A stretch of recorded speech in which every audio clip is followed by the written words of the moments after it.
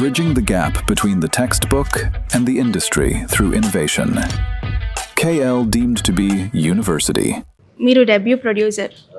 So producer అంటే చాలా బాధ్యతలు ఉంటాయి. సో ఫస్ట్ మూవీకి అందులో లేడీస్ని పెట్టి అసలు మనకంటే ఫేస్ నోయింగ్ పర్సన్స్ ఉంటే ఇప్పుడున్న జనరేషన్కి కొంచెం ఉంటుంది రావాలి అని చెప్పి. బట్ అసలు మనకి కొంచెం తెలియని ఫేసెస్ని బట్టి మీరు డేర్ చేశారని చెప్పాలి. సో ఏంటి బ్యాక్గ్రౌండ్, ఏం చూసారు? స్టోరీ అట్లాంటిదండి అది. దానికి నోన్ ఫేసెస్ పెట్టడం చాలా కష్టం. ఓకే. స్టోరీకి ఇంకా స్టోరీ బాగుంది, ఇంకా మనం జనాలు వస్తారన్న నమ్మకంతోనే పెట్టినాము. నాకు తెలిసి ఈ లైన్ మీరే ఇచ్చారని డైరెక్టర్ గారు చెప్పారు. సో దాన్ని ఆయన ఇంప్లిమెంట్ చేశారని అయితే అన్నారు.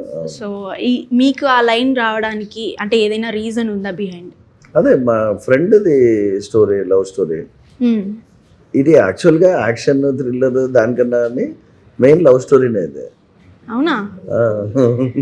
మీ దగ్గర రివీల్ చేసిన ఫస్ట్ టైం.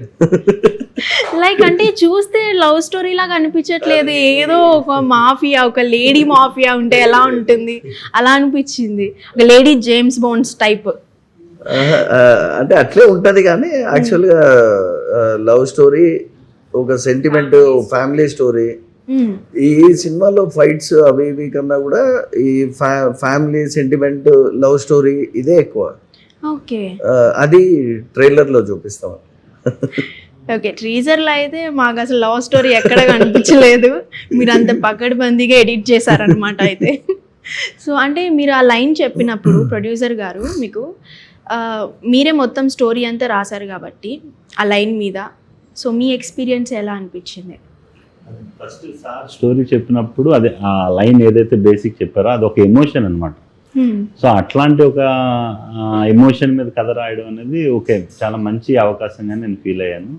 సో దాన్ని ఇప్పుడు మన ప్రజెంట్ ట్రెండ్కి ఎట్లాంటి కంటెంట్ అయితే ఆడియన్స్ రిసీవ్ చేసుకుంటారు, ఎట్లాంటి కంటెంట్ అయితే ఈజీగా జనాల్లోకి వెళ్తుంది అని మనకు ఒక ఐడియా ఉంటుంది. దాని ప్రకారం ఒక ప్రాపర్ సబ్జెక్ట్ తయారు చేసి సార్కి తీసుకెళ్ళడం జరిగింది.